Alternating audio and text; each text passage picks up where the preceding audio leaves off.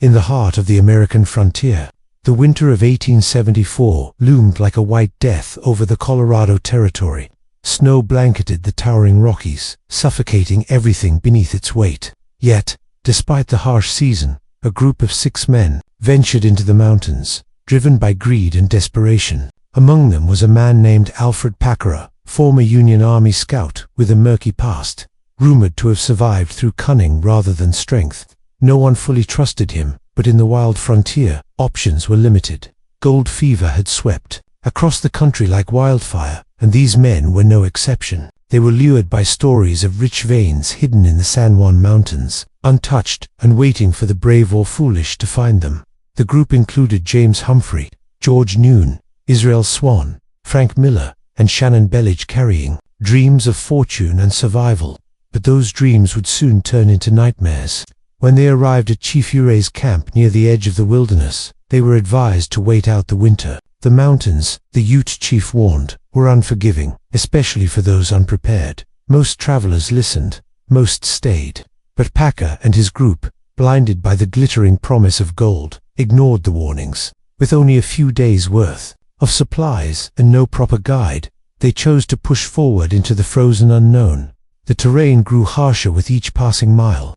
What was once a trail became a maze of white hills and icy ridges. Rivers were frozen solid, and landmarks disappeared. Under snow, the days shortened, the nights deepened, and the cold became unbearable. Their boots cracked, their fingers turned blue. The wind howled like an omen, and still, they pressed on. The men grew increasingly dependent on Packer, who claimed to know the route, but in truth, he was as lost as the rest. Tension began to build as the days stretched into weeks. The group argued over directions. Supplies dwindled rapidly. They shot the last of their game within the first 2 weeks. After that, they scavenged roots, bark, and even boiled their own leather to make a bitter, foul broth. But it wasn't enough. Hunger was now their 7th companion, whispering at night, gnawing at their bellies, and twisting their minds. They made a temporary camp in a small valley surrounded by cliffs and thick pine. It was there that the true battle began, not against the elements, but against themselves. The snow showed no sign of stopping. There was no way forward, and no hope of retreat. They were trapped. Men who had once joked around the fire now sat in silence, hollow-eyed and grim. They stared at the trees, the sky, and each other. Packer remained quiet, always watching. He conserved energy, spoke little, and somehow remained sharper than the others. The group started to question whether he had been holding back food, or, worse, leading them into a trap all along. When Israel Swan, the oldest and most frail among them, collapsed from exhaustion, the group barely reacted. They had no strength left to help. Swan died in the night, and the others buried him under shallow snow, or so Packer would later claim. No one truly knew what happened that night, except that from then on, things began to unravel at an alarming pace. The death changed something in the group. It made the finality of their situation real. The mountains were no longer a place to explore. They had become a tomb. Starving and surrounded by endless white, the men had reached the edge of human endurance. And beyond that edge was a darkness few dared to acknowledge. What happened next is still debated. According to Packer's many shifting stories, the rest of the group began to die one by one, in quick succession. Some froze, some starved, some, he claimed, met even darker fates. But the truth wouldn't emerge until much later. For now, what remained was a single man walking through the snow. Alfred Packer, gaunt, ghost-like, and silent, trudged forward, alone, heading back toward civilization. He carried a satchel of meat, he carried a story, and he carried a secret. The nightmare in the mountains had only just begun. The valley where they had camped became a prison. Snow buried the trail behind them and erased the path ahead. The storm howled through the trees day and night, with no sign of stopping. What little shelter they had built out of pine branches and frozen rocks barely held up against the wind. Days passed with no food, and the men grew weaker, thinner, and quieter. Their bodies shook from the cold, and their minds began to slip. Hunger did strange things. It made the forest seem alive, the wind speak in whispers, and the silence grow heavy like a voice pressing on their ears. The 5 surviving men no longer spoke to each other unless they had to. Their eyes, once hopeful, were now dull and suspicious. They had stopped trying to search for food. Instead, they sat, conserving energy, waiting for rescue, for a miracle, or perhaps for death. Israel Swan, the oldest in the group, had been the first to go. His body gave out quietly in the night. Packer would later say he died from exhaustion and cold. The others buried him under a thin layer of snow and said nothing more. But it didn't feel like a burial, it felt like a warning. They had passed the point of no return. After Swan's death, things changed. The cold seemed colder. The nights grew longer. A terrible silence settled between them. A quiet dread none could speak aloud. Then, James Humphrey vanished. Packer later claimed Humphrey left to search for help and never came back. But the others didn't believe him. There had been no footprints in the snow, no farewell, just a missing man, and no explanation. No one had the energy to argue, and no one had the strength to investigate. Everyone was too tired, too hungry, too afraid. They were falling apart. The storm kept them trapped like insects in a jar. Firewood became scarce. They burned their belts and satchels. Their fingers bled from trying to snap frozen branches. They chewed on leather, pine needles, even bits of cloth. Every morning, someone looked worse. The skin on their faces stretched tight. Their ribs showed through their shirts. Their lips cracked and bled. Frank Miller began to talk to himself, muttering nonsense under his breath. He laughed at shadows and screamed in his sleep. Then one morning he was gone too. Packer said he walked off into the snow, like Humphrey. But George Noon saw the blood. He didn't say anything, just stared at Packer for a long time that day. A long, hollow stare. He knew something was wrong, but like the rest, he said nothing. What could he say? What could he do? They were weak, cold, and starving. Even their fear was fading, replaced by something worse: acceptance. Shannon Bell, the youngest and strongest of the group, was growing more restless. He had started sharpening a knife every evening, eyes darting around the camp. Packer would later claim that Bell had become violent, paranoid. He said Bell threatened to kill them all. But there was no one left to confirm or deny this. The truth vanished with the snow. Soon after, George Noon was dead too. Packer told different stories. Over the years, sometimes Noon froze to death, sometimes Bell killed him, sometimes it was something else entirely. But all the versions ended the same way. Noon disappeared, and Packer survived. Now only two men remained, Alfred Packer and Shannon Bell. The storm still raged. The forest remained silent. The world outside their shelter had become unreachable. Packer claimed Bell attacked him with an axe one morning in a fit of madness, and that he killed Bell in self-defense. He said he had no choice, that it was kill or be killed, but no one saw it happen. No one was left to speak for Bell. After that, Packer was alone in the freezing mountains with 5 dead bodies, alone with the weight of his decisions, and alone with the meat those decisions had produced. The next part of his story would haunt Colorado forever. When Packer finally emerged from the mountains weeks later, he looked half dead. He was pale, hollow-eyed and sickly. His clothes were torn, his hands were shaking. But strangely, he didn't appear starved. He had strength enough to walk. And more strangely, he carried items that once belonged to the other men: pocket watches, coins, and weapons. And he carried a satchel filled with meat. He told the rescuers he had barely survived, that his companions died naturally, and he was forced to live off the land. But questions came quickly. Why had he taken their belongings? Why was he healthier than expected? Why did the meat in his bag look disturbingly human? Packer insisted he had done nothing wrong, that he had only done what was necessary to survive. But the faces of the men he left behind would soon tell a different story. Alfred Packer stumbled out of the wilderness in early April 1874, nearly 2 months after his group had vanished into the San Juan Mountains. When he reached the Los Pinos Indian Agency in Colorado, he appeared weak and weary, as if he had narrowly escaped death. His cheeks were sunken, his hands trembling, and his clothes torn from weeks in the wild. To the soldiers and trappers at the agency, he looked like a man who had endured hell, but something about him didn't quite make sense. Despite his appearance, Packer wasn't as frail as one might expect from a starving man. His walk had strength. His speech, though slow, wasn't slurred or delirious. And perhaps most troubling of all, he was in possession of items that raised immediate suspicion. Among his belongings were money and valuables that had once belonged to the other missing men, a rifle engraved with Frank Miller's initials, a gold watch known to have been worn by James Humphrey, and even a pair of boots that had belonged to George Noon. When asked where he got them, Packer's answers were vague, constantly shifting. At first, he claimed the men had gifted him their possessions before they died. Then he said he found the items after they'd passed, but he couldn't explain why he had taken all of them, or why he had not tried to return any of them. His story was simple at first. He told the agency officials that his companions had died, one by one, from starvation and exposure, and that he had survived alone by luck and sheer will. When asked why he didn't come back sooner, he said snowstorms had delayed him. When asked what he had eaten, he said he had lived off wild roots, occasional game, and leather from his shoes, but people were skeptical. His story didn't hold up. There were no signs of wild game in the area.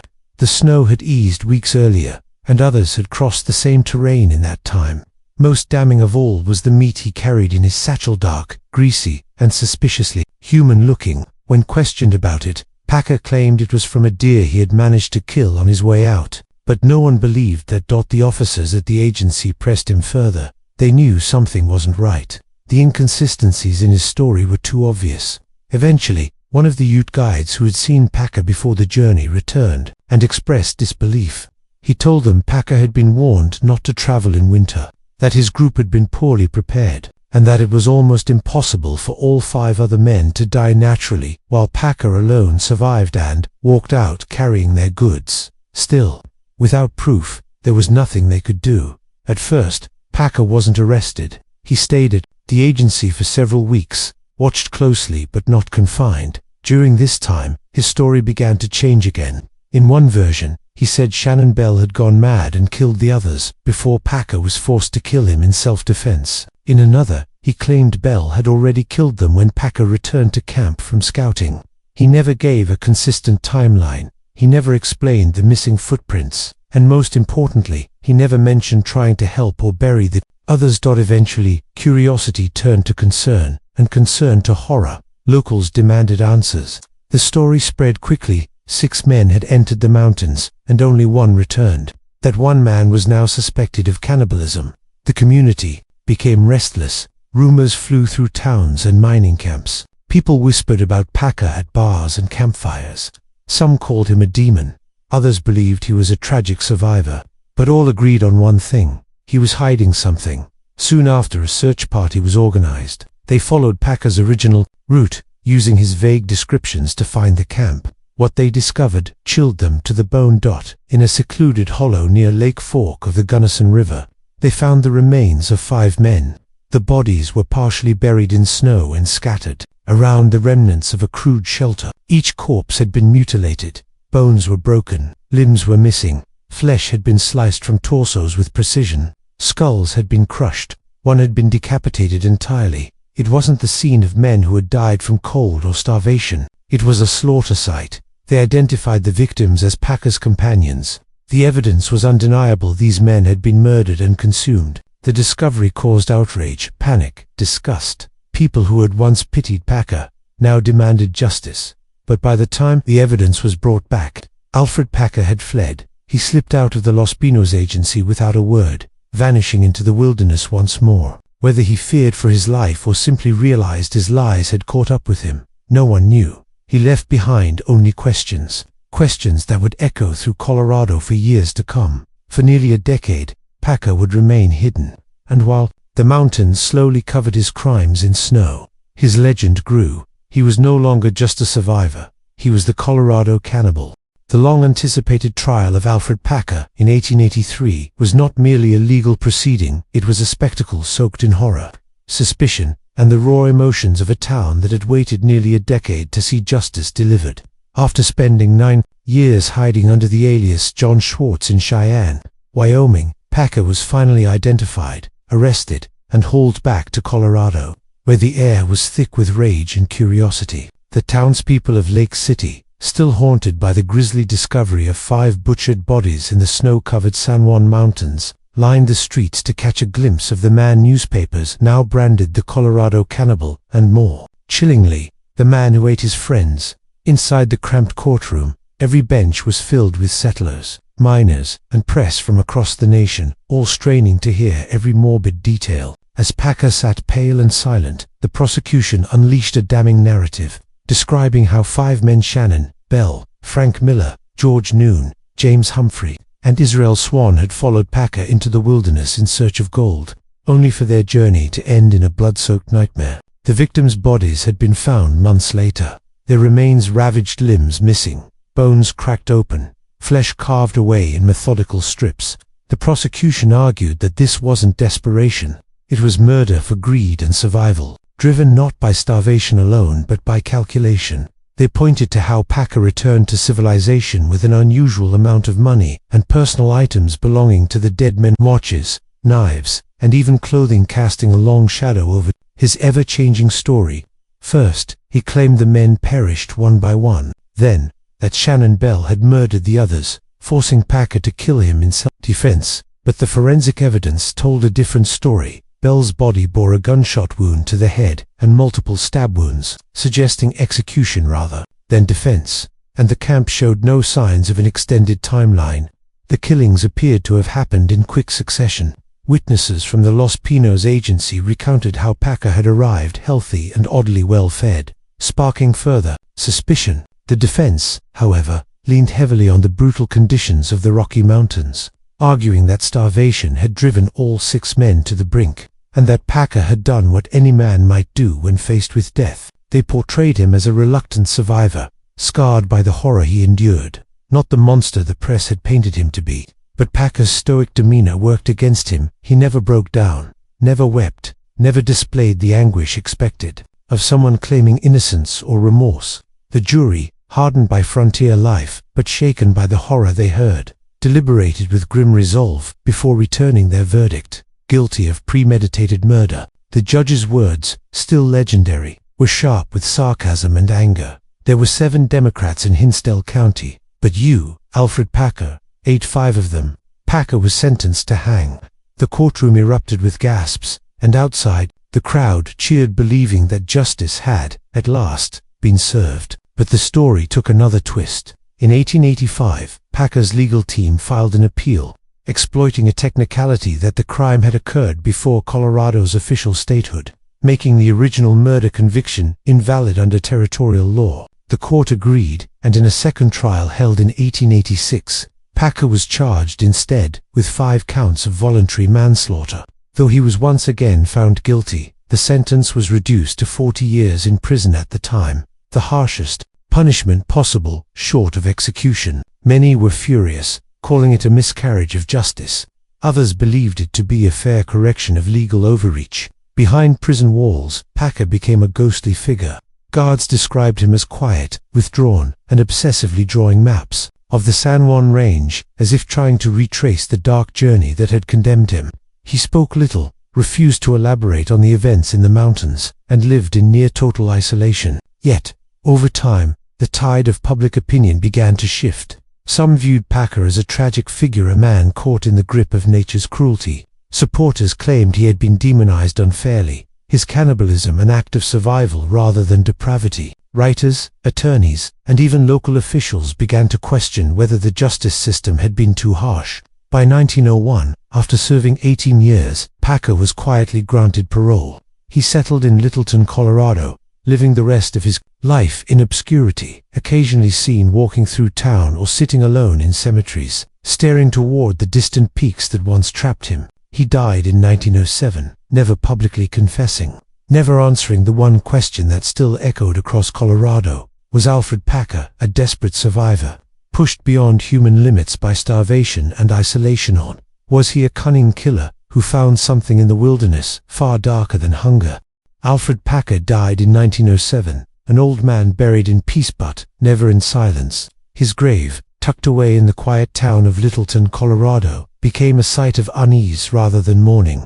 There was no elaborate funeral, no crowd of loved ones, just a cold headstone and a legend so dark that even death couldn't bury it. But the story didn't end with the man. It lived on in whispers, in newspaper clippings, in the memories of those who had heard of the 5 men whose final moments were spent not in glory, but in terror. Packer's name would forever be fused with one word that no other American criminal had ever worn quite the same way: cannibal. The nation had seen killers before, outlaws, bandits, and even serial murderers.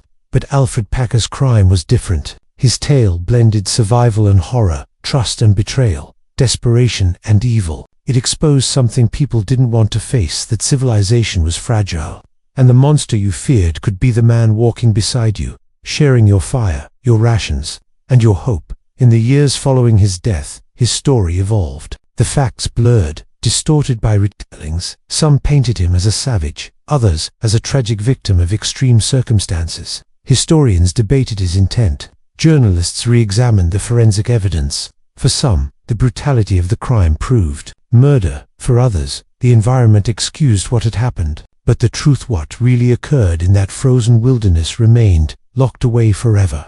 Only one man had known the full answer, and he took it to his grave. As time passed, Packer's story seeped into Colorado folklore. His name became a cautionary tale told around campfires.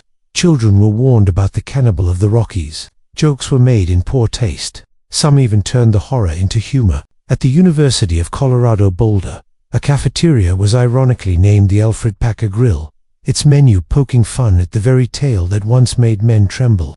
The plaque outside read, "Serving friends since 1874. To some, it was clever. To others, tasteless. But behind the irony, the unease remained. The deeper you looked, the harder it was to laugh. In the years that followed, interest in Packer's case never faded. True crime writers, filmmakers, and even forensic scientists revisited the events in search of clarity. They mapped the campsite, studied the bones, examined every angle. Some tried to determine if Bell really could have gone mad. Others looked into Packer's army record, his previous thefts, and the strange inconsistencies in his behavior before the journey. Theories multiplied, but conclusions remained elusive. What lingered wasn't just the crime, it was the uncertainty. People didn't fear what they knew. They feared what they couldn't explain. And Alfred Packer was never fully explained. He had become more than a man. He was a mirror reflecting the ugliest possibilities of human nature. What would any person do, trapped in snow, starving, with no way out? Could survival truly drive someone to kill? And once a line like that was crossed, was it ever possible to come back? For the families of the victims, Humphrey, Noon, Swan, Miller, and Bell, there was no comfort.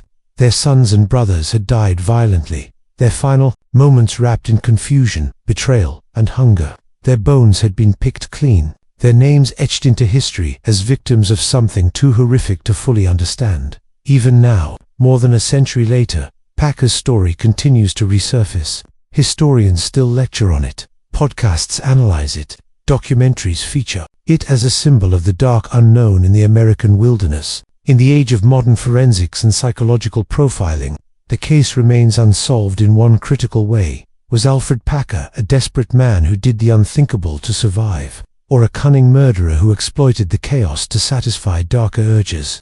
No one will ever be sure. But the mountains remember. The San Juan Range, where the snow still falls heavy, where pine forests still stretch unbroken, holds its secrets well. Hikers who pass through that part of Colorado sometimes pause at the spot where the remains were found.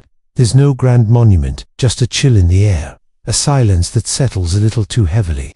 It's as if the land itself has never moved on, as if the snow is still hiding something. Perhaps the most terrifying part of Alfred Packer's story isn't what he did, but how easily it could happen again. A few wrong turns, a lost trail, a blizzard, a trusted friend, hunger, cold, and a single choice that changes everything. Packer may be long dead, but his shadow still lingers across the high country. His name is carved into Colorado's darkest chapter.